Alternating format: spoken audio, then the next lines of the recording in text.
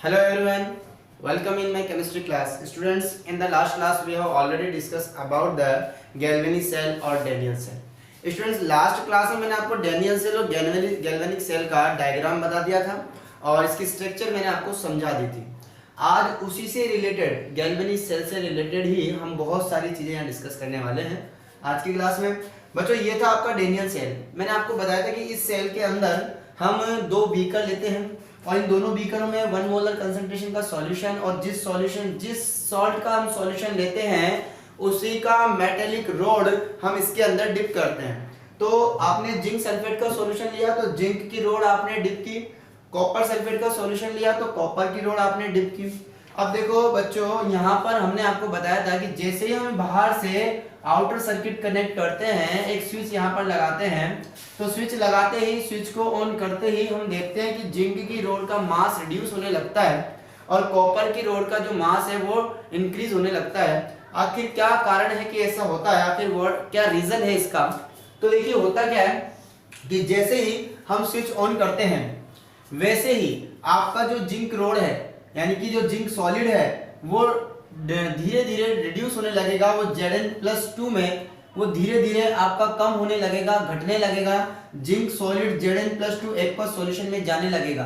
तो यहाँ से 2 इलेक्ट्रॉन रिलीज होते हैं, ठीक है. और वो 2 इलेक्ट्रॉन रिलीज जैसे ही होते हैं बच्चों, जैसे ही वो 2 इलेक्ट्रॉन रिलीज होते हैं, हम सब जानते हैं, ये हमने डिप कर रखी थी, वो 2 इलेक्ट्रॉन रिलीज होते हैं तो वो आपके इलेक्ट्रॉन रोड जो आपने बनाई है, जो ये मेटेलिक रोड जो आपने बनाई है, इसकी सरफेस पर है ना कलेक्ट हो जाते हैं. और जैसे ही ये जिंक Zn+2 आयन में कन्वर्ट होता है तो ये जो प्लस आयन है वो इसकी आउटर सॉल्यूशन में, तो ये तो थी मेटेलिक रोड और ये है सॉल्यूशन. तो सॉल्यूशन में पॉजिटिव चार्ज, ठीक है, और रोड पर नेगेटिव चार्ज इस तरीके से अरेंज हो जाता है. एक बाई लेयर बन जाती है, चार्ज लेयर बन जाती है, जिसकी वजह से यहाँ पर एक पोटेंशियल जनरेट होता है, ठीक है. चार्ज का डिफरेंस जनरेट हो गया जिसे ही हम पोटेंशियल कहते हैं. इसे अपन क्या कहते हैं बच्चों? पोटेंशियल. तो इसलिए ये जो पोटेंशियल कहलाता है, ये एक पूरा देखो बच्चों, ये सेल के अंदर ये एनोड जो है एक इलेक्ट्रोड होता है और कैथोड जो है वो एक इलेक्ट्रोड होता है. यानी कि किसी भी गैल्वेनिक सेल या डेनियल सेल में 2 इलेक्ट्रोड होते हैं. कितने इलेक्ट्रोड होते हैं बच्चों? 2. एक को हम बोलते हैं एनोड, एक को हम बोलते हैं कैथोड. एनोड पर ऑक्सीडेशन होता है. तो देखो एट एनोड आपने देखा, एनोड पर क्या हो रहा था? Zn+2 में कन्वर्ट हुआ, 2 इलेक्ट्रॉन रिलीज हुए. इट मींस ऑक्सीडेशन होता है यहाँ पर. एनोड पर क्या होता है बच्चों? ऑक्सीडेशन. और एट कैथोड हम जानते हैं, कैथोड पर क्या होता है बच्चों? रिडक्शन. तो यहाँ पर होता है रिडक्शन. तो बच्चों, एनोड और कैथोड इन्हें कहते हैं इलेक्ट्रोड. तो किसी भी सेल में 2 इलेक्ट्रोड होते हैं. कितने इलेक्ट्रोड होते हैं? 2. एक इलेक्ट्रोड को 2 इलेक्ट्रोड होते हैं. एक इलेक्ट्रोड को बोला जाएगा एनोड और एक इलेक्ट्रोड को बोला जाएगा कैथोड. जिस इलेक्ट्रोड पर ऑक्सीडेशन प्रोसेस होती है वो एनोड होता है, जिस इलेक्ट्रोड पर रिडक्शन प्रोसेस होती है वो कैथोड होता है, ठीक है. तो मैं बता रहा था कि जैसे ही जिंक Zn+2 में कन्वर्ट होने लगता है सॉल्यूशन के अंदर तो पॉजिटिव चार्ज, सॉल्यूशन के अंदर पॉजिटिव चार्ज और मेटल की सरफेस पर नेगेटिव चार्ज कलेक्ट होने लग जाता है. एक लेयर बन जाती है जिसकी वजह से एक पोटेंशियल जनरेट होता है. तो एक सिंगल इलेक्ट्रोड पर जो पोटेंशियल जनरेट होता है, सिंगल में तो दोनों बीकरों में से एक बीकर लिया है मैंने, ठीक है. एक सिंगल इलेक्ट्रोड पर जो पोटेंशियल जनरेट होता है उसे हम इलेक्ट्रोड पोटेंशियल कहते हैं. तो बच्चों यहाँ पर इलेक्ट्रोड पोटेंशियल की बात करेंगे. द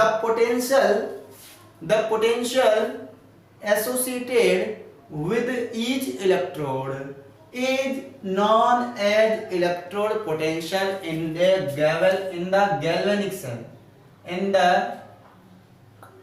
गैल्वेनिक या इन द डेनियल सेल, आप कुछ भी बोल सकते हो, ठीक है.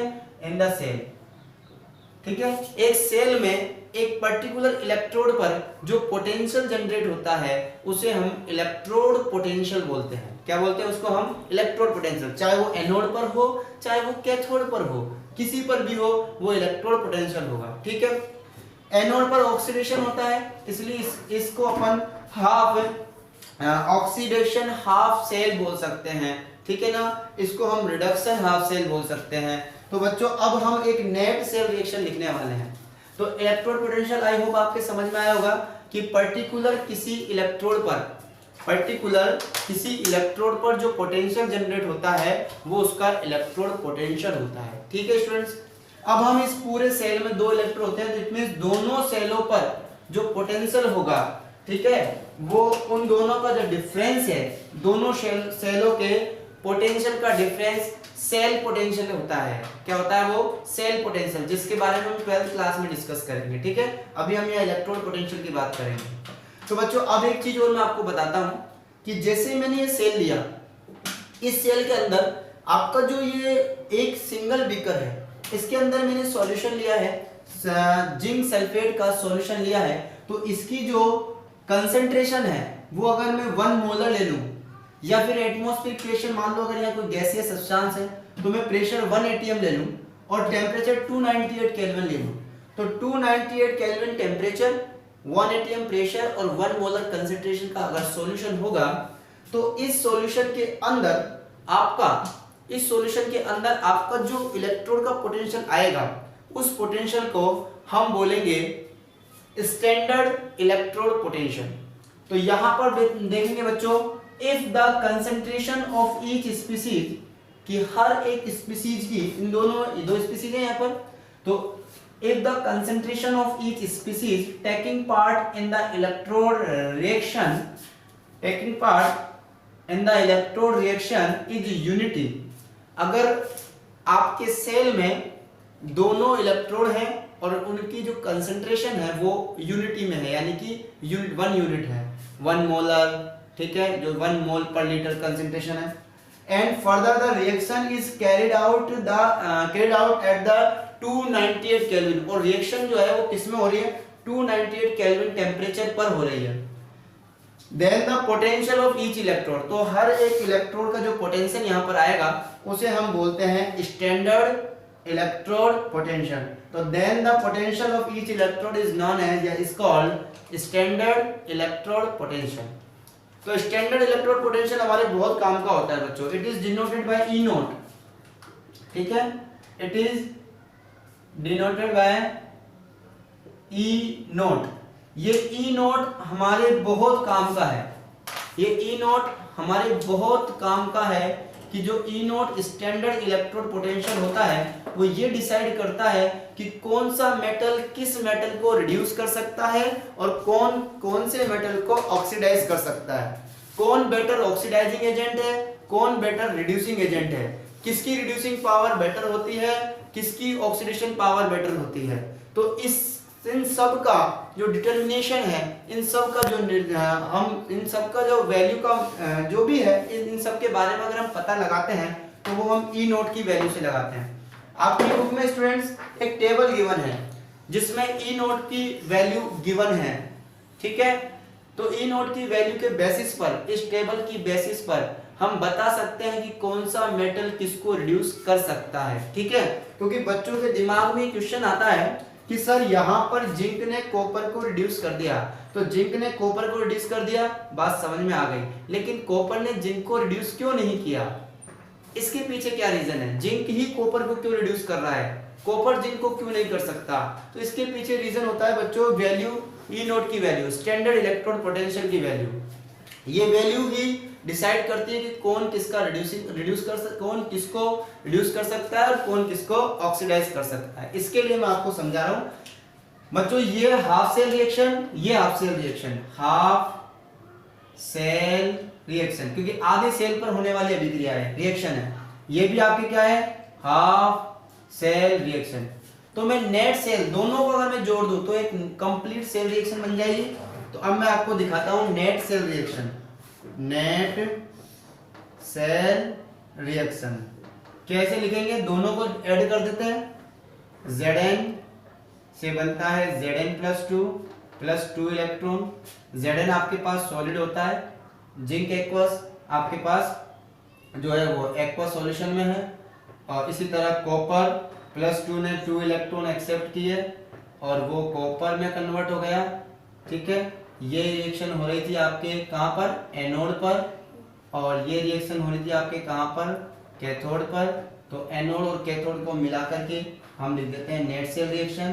कॉपर एक्वस सॉल्यूशन में था, कॉपर सॉलिड है, ऐड करते हैं दोनों को, 2 इलेक्ट्रॉन से 2 इलेक्ट्रॉन कैंसल, यहाँ जाएगा जिंक। तो नेट सेल रिएक्शन हमारे पास ये आएगी, net cell reaction, zinc solid plus copper plus 2 aqueous, इधर देखो Zn+2 प्लस कॉपर, ये सॉलिड है, ये एक्वस है। अब बच्चों एक बात ध्यान देते हैं, हम सबको ये तो पता है किसका ऑक्सीडेशन हुआ किसका रिडक्शन हुआ। यहाँ पर जिंक, जिंक जो है हम सब जानते हैं जिंक Zn+2 में कन्वर्ट हुआ, ऑक्सीडेशन हुआ इसका, ऑक्सीडेशन। कॉपर, कॉपर का यहाँ पर हुआ है बच्चों रिडक्शन। तो देखो मैं आपको पहले भी बता चुका था कि जिसका रिडक्शन होता है वो ऑक्सीडाइजिंग एजेंट होता है। तो ये आपका ऑक्सीडाइजिंग एजेंट है, या ऑक्सीडेंट भी बोल सकते हैं हम इसको, ऑक्सीडेंट। और ये आपका रिडक्टेंट है, रिडक्टेंट, ठीक है, रिड्यूसिंग एजेंट भी बोल सकते हैं, रिडक्टेंट भी बोल सकते हैं। तो आपका ये रिड्यूसिंग एजेंट है और ये ऑक्सीडेंट है। क्यों? क्योंकि इसका रिडक्शन इसने किया, तो जिसने किया वो रिडक्टेंट, इसका ऑक्सीडेशन इसने किया, तो ये आपका ऑक्सीडेंट। तो विच वन इज मोर मतलब रिड्यूसिंग पावर, या which one has more reducing power, किसकी यहाँ पर रिड्यूसिंग पावर ज्यादा होगी, तो यही डिसाइड करने के लिए बच्चों ई नोट की वैल्यू डिसाइड की जाती है। तो चलो मैं आपको बता देता हूं, देखो E naught is directly proportional to the, हम बात कर रहे हैं ऑक्सीडाइजिंग पावर, ऑक्सीडाइजिंग पावर, ठीक है। अगर ई नोट की वैल्यू जितनी ज्यादा आपके आएगी, अगर किसी भी क्वेश्चंस के अंदर आपको ई नोट की वैल्यू गिवन है, तो ई नोट की वैल्यू जितनी ज्यादा होगी बच्चों, ई नोट की वैल्यू जितनी ज्यादा होगी वो उतना ही बेटर ऑक्सीडाइजिंग एजेंट होगा, क्योंकि उसकी ऑक्सीडाइजिंग पावर उतनी ही ज्यादा होगी, वो दूसरों को ऑक्सीडाइज कर सकता है, ठीक है। और जो दूसरों को ऑक्सीडाइज करता है वो खुद रिड्यूस होता है, अंडरस्टैंड। तो इसी तरह ई नोट की value inversely proportional to reducing power, reducing power. ये दोनों रिलेशन अगर आपको याद है तो बच्चों आपको कहीं भी किसी भी क्वेश्चन में कोई परेशानी नहीं होने वाली। फॉर एग्जांपल आपकी बुक में जो टेबल गिवन है, उस टेबल में फ्लोरीन के लिए ई नोट की वैल्यू आपको गिवन है, मैं यहाँ बता देता हूं। यहां से मैंने आपको करंट का बता दिया था पहले कि करंट फ्लो होता है anode from anode to cathode, sorry electron flow होता है from anode to cathode, and electricity current flow होता है फ्रॉम कैथोड टू एनोड, ठीक है, इस बात का ध्यान रखेंगे। तो अब मैं बता रहा था आपको ई नोट की वैल्यू थी,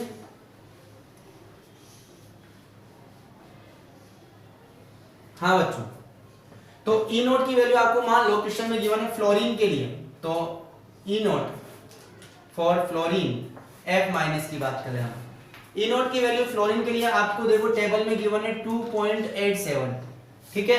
और लिथियम के लिए ई नोट फॉर लिथियम ये आपको दे रखी है, लिथियम आयन के लिए या लिथियम के लिए ये आपको दे रखी है बच्चों माइनस का 3.05। अब हम दोनों की बात करते हैं, ठीक है। अगर हम बात करें फ्लोरीन की, तो फ्लोरीन सबसे ऊपर है टेबल में, और इसका जो ई नोट की वैल्यू सबसे ज्यादा है। जिसकी ई नोट की वैल्यू जितनी ज्यादा होगी उसकी ऑक्सीडाइजिंग टेंडेंसी, ऑक्सीडाइजिंग पावर वो बहुत ज्यादा होगी। इसका मतलब fluorine better oxidising agent, so therefore fluorine या F minus is better oxidising agent, oxidising agent, ठीक है। Fluorine is better oxidising agent, fluorine क्या है, एक बेटर ऑक्सीडाइजिंग एजेंट है। और lithium, lithium is better reducing agent, क्योंकि इसकी वैल्यू सबसे कम है पूरी पीरियड, पूरी टेबल के अंदर सबसे कम वैल्यू -3.05 सबसे नीचे है, तो बेटर रिड्यूसिंग एजेंट, ठीक है। कौन है, lithium, lithium better reducing agent है और फ्लोरीन बेटर ऑक्सीडाइजिंग एजेंट है। तो बच्चों यहां पर इस चीज को ध्यान रखना होता है चलिए मैं एक साथ के साथ एक चीज और बता देता हूँ। हाइड्रोजन का स्टैंडर्ड इलेक्ट्रोड पोटेंशियल होता है 0.00 वोल्ट।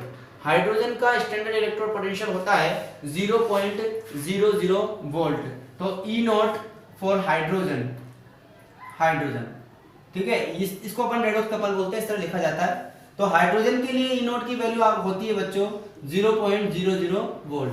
अब अगर मैं हाइड्रोजन इलेक्ट्रोड के साथ लिथियम इलेक्ट्रोड को लगाता हूं, देखिए ध्यान से सुनेंगे मेरी बात को। मैं हाइड्रोजन के साथ लिथियम को लगाता हूं, मैंने अभी बताया था, सेल बनाया था, सेल में एक तरफ हाइड्रोजन इलेक्ट्रोड लगाता हूं, एक तरफ लिथियम इलेक्ट्रोड लगाता हूं, तो कौन ऑक्सीडाइज होगा और कौन रिड्यूस होगा, ये डिपेंड करता है इन वैल्यू पर, ठीक है। तो देखो ये वैल्यू अभी भी कम है और ये वैल्यू ज्यादा है। जो ज्यादा होगा वो ऑक्सीडाइजिंग एजेंट है, इसका मतलब उसका खुद का रिडक्शन होगा, हाइड्रोजन का यहाँ पर रिडक्शन होगा, और जो कम वैल्यू है वो यहाँ पर वो रिड्यूसिंग एजेंट है, यानी कि उसका ऑक्सीडेशन होगा। तो बच्चों बस यही बात है, आपको ध्यान रखनी है, और इसी के साथ आपको बहुत सारे क्वेश्चंस भी करने हैं, और जो क्वेश्चंस हैं उनमें आपको ई नोट की वैल्यू गिवन होगी। ई नोट की वैल्यू जब आपको गिवन होगी तो आप उस वैल्यू के आधार पर ही, उस वैल्यू के बेसिस पर ही आप reducing power, oxidising power, oxidising agent, reducing agent, कौन किसको रिड्यूस कर सकता है, कौन किसको ऑक्सीडाइज कर सकता है, कौन एनोड होगा, कौन कैथोड होगा, ये बातें हम सब उन ई नोट की वैल्यू के बेसिस पर पता कर सकते हैं, ठीक है। अब हम जिंक और कॉपर की अगर हम बात करें तो जाहिर सी बात है जिंक और कॉपर, ठीक है, जिंक आपका रिडक्टेंट है, कॉपर आपका ऑक्सीडेंट है। इसका मतलब कॉपर के ऑक्सीडाइजिंग पावर ज्यादा है, तो इसका मतलब कॉपर के ई नोट की वैल्यू जिंक के ई नोट से ज्यादा होगी। तो देख लीजिए आपके इस टेबल की अगर हम बात करें तो आपके इस टेबल के अंदर जिंक के लिए आपकी वैल्यू दे रखी है -0.76, और कॉपर के लिए आपकी वैल्यू दे रखी है 0.34 तो जिंक के लिए आपकी वैल्यू यहाँ पर इस वाले के लिए दे रखी है, ई नोट की वैल्यू जिंक के लिए ई नोट की वैल्यू दे रखी है माइनस का 0.76 है, और कॉपर के लिए ई नोट की वैल्यू आपकी दे रखी है बच्चों, ई नोट कॉपर के लिए दे रखा है प्लस का 0.34 वोल्ट में आती है ये बच्चों ये वैल्यू, क्योंकि एक तरीके का पोटेंशियल है ये, इसलिए ये वैल्यू किस में आती है, वोल्ट में, ठीक है। तो यहाँ ही आप देख सकते हैं, इससे आधार पर भी आप इसको भी कर सकते हैं। ई नोट की वैल्यू -0.76 माइनस में कम होती है, 0.34 ज्यादा है, जो ज्यादा है वो ऑक्सीडाइजिंग एजेंट होगा, इसका मतलब ये ऑक्सीडाइजिंग एजेंट है तो ये इसका ऑक्सीडेशन करेगा, ये रिड्यूसिंग एजेंट है तो ये इसका रिडक्शन करेगा, और वही हमारे सब सामने। तो बच्चों इसी तरह आपको बहुत सारे क्वेश्चंस आपकी बुक में गिवन है, आप इसी के बेसिस पर बहुत सारे क्वेश्चंस करेंगे, उस टेबल को लर्न करेंगे, टेबल अपनी बुक नोटबुक में नोट करेंगे। तो मिलते हैं, आप इसी साथ आपका नया ये चैप्टर पूरा फिनिश हो गया है। अब नेक्स्ट क्लास में मिलेंगे हम नए वीडियो के साथ। Thank you so much, goodbye and take care. Practice जरूर करें बच्चों, क्योंकि practice make a man perfect. Thank you so much, good bye.